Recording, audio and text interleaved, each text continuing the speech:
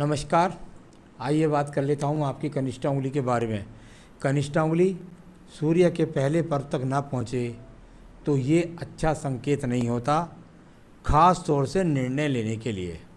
ऐसा व्यक्ति जल्दबाजी में अपना निर्णय ले सकता है और उस निर्णय को लेने के कारण नुकसान भी उठा सकता है। आपको जो भी निर्णय लेना है जीवन में उसको बहुत सोच समझ करके लेना है। जहाँ ऐसे व्यक्ति के जीवन में उतार चढ़ाव निश्चित रूप से आते हैं और वो यहाँ उंगली भी है तो आदमी ऐसी निर्णय को खुद ही अपने गले डाल लेता है। तो आपको इस बात को ध्यान रखना होगा। बाकी यारदाश्त के हिसाब से ठीक है, बुद्धि के हिसाब से ठीक है, बस जल्दबाजी से आपको बचना है। आइए बात करता हूँ मैं सूर्य की उंगली की। यश मान सम्मान जाने के लिए इस सूर्य की उंगली को देखा जाता है और जब ये बृहस्पति की उंगली के बराबर लंबाई में होती है तो ऐसे व्यक्ति का जीवन अधिकतर एक समान बीत जाता है। यानी कि कुल मिलाकर के यदि आप अच्छी स्थिति में पैदा हुए हैं तो आपके जीवन के अंदर अच्छी स्थिति जीवन भर बनी रहेगी। दूसरी बात, यदि वो स्थिति के अंदर यदि आप ऐसा समझते हैं कि मैं जो है जिस स्तर से पैदा हुआ हूँ उसमें क्या ऊपर जाऊँगा, तो उसमें थोड़ा ऊपर जा सकते हैं, लेकिन उससे नीचे कभी भी आपको जीवन में आप नहीं जा पाएंगे। वैसी सुख सुविधाएं आपके जीवन में लगातार जीवन भर बनी रहेंगी। तो ये इस तरह की स्थिति है। साथ ही साथ सूर्य की उंगली पर नीचे की तरफ जब इस प्रकार का कट होता है तो इसको ये आर्थिक पर्व माना जाता है। यहाँ पर इस प्रकार के जब कट हो तो थोड़ा सा धन के संबंध में खास तौर से थोड़ा जल्दबाजी ना करें, वरना आपको नुकसान उठाना पड़ सकता है। तो यात्राओं में खास तौर से इस बात को ध्यान रखना है कि जब आप व्यापार के लिए आना जाना कर रहे हो तो उस समय जल्दबाजी ना करें, किसी प्रकार का आर्थिक नुकसान या कोई एक्सीडेंट का सामना करना पड़ सकता है। तो ये वर्तमान की स्थिति है। अब बात करते हैं यहाँ पे बीच के गैप की। ये बीच का गैप हो तो व्यक्ति अपने माता पिता की सेवा नहीं कर पाता है, चाहे उसका कारण कुछ भी हो बुढ़ापे में। अब बात करते हैं शनि की उंगली के बारे में। शनि की उंगली जानी जाती है अच्छे धन के लिए, जानी जाती है यहाँ पर स्वास्थ्य के लिए। यहाँ कुल मिलाकर देखता हूँ तो कोई स्वास्थ्य पर खराब संकेत नहीं है स्वास्थ्य के लिए, ना ही किसी प्रकार के बड़े धन लॉस के नुकसान यहाँ पर नज़र आ रहे हैं। तो कुल मिलाकर ऐसा व्यक्ति ऐसा तो नहीं है कि अपना धन किसी को बिना जानकारी के देगा, तो उस तरह का संकेत यहाँ पर कुछ नहीं है। अब बात करता हूँ बृहस्पति की उंगली के लिए। ये जानी जाती है संतान सुख के लिए, साथ ही साथ जानी जाती है ये उंगली जो है अच्छे संतान सुख के साथ साथ पत्नी के सुख के लिए। तो कुल मिलाकर यहाँ पर किसी भी प्रकार का अशुभ चिन्ह नहीं है, यानी कुल मिलाकर अपने आप में ये ठीक है। थोड़ा सा उंगली ऊपर से हट रही है तो यानी व्यक्ति कुछ ज़्यादा स्वाभिमानी होता है, यानी कि छोटे मोटे लेबर के व्यक्तियों को ज़्यादा मुँह नहीं लगाता है। अब बात करता हूँ मैं यहाँ पर आपके बुद्ध पर्वत के बारे में। मैंने बुद्ध पर्वत के बारे में हमेशा कहा है कि यहाँ सम पर्वत है तो आपको सम लाभ मिलेगा, यानी कि सामान्य रूप के धन के लाभ मिलेंगे।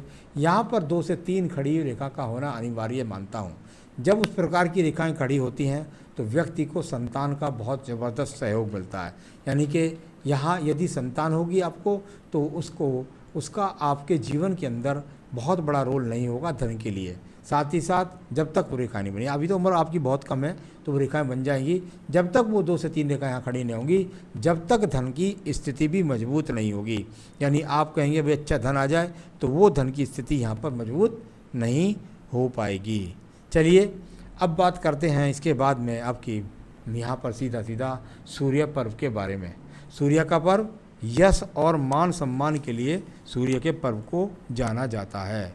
तो कुल मिलाकर के यदि मैं यहाँ बात करता हूँ आपके सूर्य के पर्व की, तो यहाँ पर कोई बहुत बड़ा सपोर्ट आपको परिवार से नहीं मिलने वाला है और यहाँ पर राजनीतिक लाभ नहीं मिलने वाला है, राज्य सरकार के कामों से लाभ नहीं मिलने वाला है। बात करते हैं एक और पर्व की जिसको बोलते हैं शनि का पर्व। शनि के पर्व पर 2 खड़ी रेखाएं, हल्के रूप से ही सही परंतु ये नित्य रूप से बनी हुई रेखाएं जब व्यक्ति के पास होती हैं तो कैसी भी स्थिति हो व्यक्ति के पास धन के आगमन निरंतर रूप से बने रहते हैं। चलिए एक और रेखा के बारे में बात करें, वो है आपका पर्वत के बारे में। यह है आपका बृहस्पति का पर्व। बृहस्पति के पर्व को जाना जाता है अच्छा यहाँ पर संसाधन के लिए, साथ ही जाना जाता है ज्ञान के द्वारा धन कमाने के लिए। ये तीनों रेखाएं यहाँ धन पर्व की तरफ देखती है। आपका दिमाग आपकी योजना आपको साकार करेगी और साथ ही साथ अपनी योजनाओं से आप धन भी कमा पाएंगे, ऐसे संकेत यहाँ हैं। जीवन में लग्जीरियस स्थिति यानी कुल मिलाकर के ठीक ठाक आपके पास है। आइए बात करता हूँ इसके बाद में निकलने वाली आपकी हृदय रेखा के बारे में। हृदय रेखा जब यहाँ से निकलती है तो इसमें से बहुत सारी छोटी छोटी रेखाएं देख रही हैं बृहस्पति के पर्व की ओर। जब ये बृहस्पति के पर्व की ओर देखती हैं तो व्यक्ति का बहुत ज़्यादा ध्यान होता है अपने परिवार को संभालने में, पत्नी को संभालने में, या समझ लीजिए बच्चों को संभालने में, माता पिता को संभालने में। धन की तरफ देख, बृहस्पति का पर्व धन का कारक भी होता है, धन के संभालने में, यानी इस तरफ बहुत ज़्यादा हर वक्त रहता है कि किस तरह से मैं ऊंचाइयों को प्राप्त कर सकूं। इसके बाद बात करते हैं हम आपके यहाँ पर सीधा आपकी रेखा के बारे में, मंगल पर्वत के बारे में। मंगल पर्व और साहस का पर्व कहलाता है ये, और कर्म रेखाओं के लिए जाना जाता है। यहाँ पर यदि मैं देखता हूँ तो कोई बहुत ज़्यादा जीवन में संघर्ष नहीं है। कुल मिलाकर के यहाँ पर कर्म रूपी रेखाएं अभी बहुत ज़्यादा मजबूत स्थिति में नहीं है। आप भले ही कहते हैं कि मैं बहुत ज़्यादा कर्म करता हूँ, लेकिन अभी आपको और संघर्ष करना होगा, अभी आपको और कर्म करना होगा, तब उसके बाद यानी मेहनत अभी आपकी कम पड़ रही है। अब बात करेंगे इसके बाद बुद्धि रेखा की। बुद्धि रेखा समानता से चलकर एकदम ढलवा हो जाए तो यानी कि ये रेखा अगर देखो तो आपको नीचे को यहाँ त्रिकोण बन रहे हैं एक तरह से जा कर के, तो वो ये दिखला रहे हैं कि भाई नीचे की तरफ रेखाओं का गिरना अच्छा नहीं कहलाता। कुल मिलाकर इन रेखाओं का रोल आपके जीवन में कम से कम मैं समझता हूँ 35 वर्ष तक ज़्यादा अच्छा नहीं है। यानी बुद्धि इसके बाद जाकर एकदम डाउन हो जाए, यानी कि गलत निर्णय लेकर के व्यक्ति अपने जीवन में और ज़्यादा डाउन हो जाएगा। ऐसा रेखा के अंदर है, आपको संभलना होगा। ये मैंने आपकी कनिष्ठा उंगली से भी बताया था। द्वितीय मंगल पर्व की बात कर लेता हूँ। झगड़े के लिए, झंझट के लिए, मुकदमों के लिए, रोग के लिए, चोट के लिए इसको जाना जाता है। यहाँ पर किसी प्रकार का कोई चिन्ह नहीं, ऐसी स्थितियों का सामना वर्तमान में नहीं है। चलिए इसके बाद बात करता हूँ चंद्र पर्वत की रेखाओं के बारे में। चंद्र पर्वत की रेखा और उनका संबंध यहाँ से निकल करके आपकी इस रेखा से बना। जब ऐसी रेखाएं जाके भाग्य रेखा से मिलती हैं तो व्यक्ति दूर दराज के देशों में जा कर के या दूर दराज के देशों में जाकर जुड़ करके आप व्यक्ति अपना भाग्य बनाता है। इस प्रकार की ये चंद्र पर्वत की रेखा भी यहाँ मौजूद है। इसके बाद में देखिए आपकी व्यापारिक रेखा को देख लेता हूँ।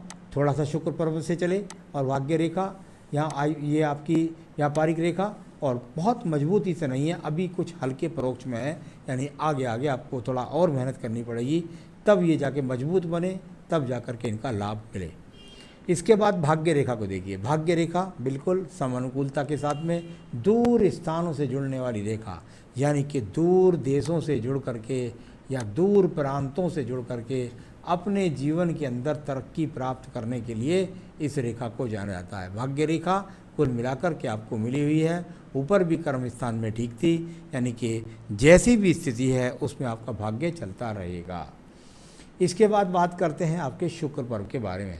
शुक्र पर्व और सामान्य स्थिति से देखें तो यहाँ पर ये शुक्र पर्वत भी ठीक ठाक स्थिति में मौजूद दिखलाई देता है। यानी कुल मिलाकर संसाधन की आपके पास कोई विशेष ज़्यादा कमी नहीं है। संतान रेखाओं की बात करता हूँ। आपके हाथ से तो ये कम से कम 3 से 4 दिखती हैं, बाकी ये पत्नी के हाथ से ज़्यादा देखी जाती हैं। इसके बाद बात करूँगा मैं आपकी यहाँ पर सीधा आयु रेखा के बारे में। बहुत ही स्पष्ट आयु रेखा, किसी प्रकार का कोई रोग नहीं, और वर्तमान में 70 साल की आयु भी यहाँ पर हाथ में है। यानी कुल मिलाकर आयु रेखा आगे बढ़ेगी, इसकी चिंता ना करें। तो ये आपकी सारे बात को पढ़ा। अब मैं आपके सवालों की तरफ चलता हूँ। आपने पूछा मकान कब बनेगा। सबसे पहला आपका सवाल है मकान कब बनेगा। यहाँ जब मैं हाथ की रेखाओं पर देखता हूँ तो यहाँ आपकी उम्र इस समय 32 वर्ष है। जब मैं 32 वर्ष में आपकी आयु यहाँ देख रहा हूँ तो अभी कम से कम अगर मैं देखूँ तो मुझे नहीं लगता कि आपको यहाँ पर 39 वर्ष से पहले कोई मकान का योग है। 39वें वर्ष में एक ये रेखा जो काट रही है, यहाँ आप बड़ा इन्वेस्टमेंट करने वाले हैं, तो वहाँ आपका मकान बनने का योग कम से कम 39 वर्ष से पहले नज़र नहीं आता। तो अभी यहाँ 39 से पहले तो मकान का कहीं योग नहीं है। फ्यूचर कैसा होगा? जितना आज अच्छा है इससे कभी भी ज़िंदगी में नीचे नहीं जाएंगे। हेल्थ कैसी रहेगी? कहीं से कहीं तक अभी हेल्थ इश्यूज़ कोई भी नहीं है। बिजनेस प्रॉब्लम है, स्टेबिलिटी कब आएगी? स्टेबिलिटी नहीं है। जहाँ तक आपके बिजनेस का, जहाँ तक आपने पूछा है कि जीवन में स्टेबिलिटी कब आएगी, मुझे थोड़ा सा संशय यह है कि कहीं आप जो 35वां वर्ष है, यहाँ भाग्य रेखा थोड़ा स्थान परिवर्तन कर रही है, तो कहीं आप ऐसा ना करें कि आगे वाले 3 साल के बाद में किसी स्थान परिवर्तन का या कह सकते हैं किसी व्यापार परिवर्तन का सामना करें, या ये व्यापार भी चलता रहे और साथ के साथ दूसरे व्यापार की शुरुआत करें, ऐसा 35 से 36वें वर्ष में लग रहा है। तो कुल मिलाकर स्टेबिलिटी का जहाँ तक सवाल है, व्यापार दूसरा अभी बदलने की कोई ज़रूरत नहीं है। अगर ऐसा अवसर मिलेगा तो बिल्कुल बहुत अच्छी तरीके से तस्वीर आपके सामने आएगी और 35 से 36वें वर्ष में आप कर सकते हैं। इससे पहले बिल्कुल भी ना करें, इंतजार करें, आपका यही व्यापार चलेगा। इस समय आपने बदलने की कोशिश की तो भारी घाटे का सामना करना पड़ेगा। जहाँ तक आपने कहा बिजनेस कौन सा करें, जब बिजनेस करने की बात आती है तो आपके कई क्षेत्र बहुत अनुकूल है। यहाँ अगर देखें तो चंद्र पर्वत भी ठीक है, शुक्र पर्वत का इन्वॉल्वमेंट भी ठीक है, यानी कुल मिलाकर यदि कहें, और उधर बुध का इन्वॉल्वमेंट ठीक है। आप चाहें तो आप कोई भी कपड़े से काम कर संबंधित कर सकते हैं, आप चाहें तो किसी भी ये कह सकते हैं कि कोई प्रिंट से, कोई मीडिया से संबंधित काम कर सकते हैं, किसी भी तरह के तरीके जो मकानों में डेकोरेशन होती है उससे संबंधित काम कर सकते हैं, दूध का काम कर सकते हैं, जल का काम कर सकते हैं। तो इस तरीके के कामों में यानी कि डीजल का, पेट्रोल पंप का, उनका भी रोल है। तो चंद्र शुक्र के कार्य करेंगे तो आपको ज़्यादा लाभ मिलेगा। अभी तो ना करें तो ज़्यादा अच्छी बात है। तो बस इतना करिए, ये तो मैंने आपको बताया सब। अब मैं बताता हूँ आपको यहाँ पर कि आपका कौन सा रत्न आपको बनता है जो आप पहन सकते हैं तो आपको ज़्यादा तरक्की प्राप्त होगी। मेरे हिसाब से सबसे पहले तो आपको एक पन्ना पहनना चाहिए, एक बेहतरीन सा पन्ना इस उंगली में पहने। यदि आपको मिल जाए तो ठीक है, नहीं मिले तो आप मुझसे संपर्क कर सकते हैं। साथ ही साथ एक बेहतरीन फायर ओपल भी आप इस उंगली में पहन सकते हैं। तो ये 2 रत्न बनते हैं आपके, आप पहनना चाहें तो पहन सकते हैं, मंगवाना चाहें तो मंगवा सकते हैं। बस ध्यान रखिए, कोई स्थान परिवर्तन, कोई नौकरी परिवर्तन, कोई व्यापार परिवर्तन वर्तमान में ना करें। बुद्धि का सही उपयोग करें और सही निर्णय लेकर के अपने जीवन में ऊंचाइयों को प्राप्त करें। यही मेरी शुभकामनाएं। नमस्कार।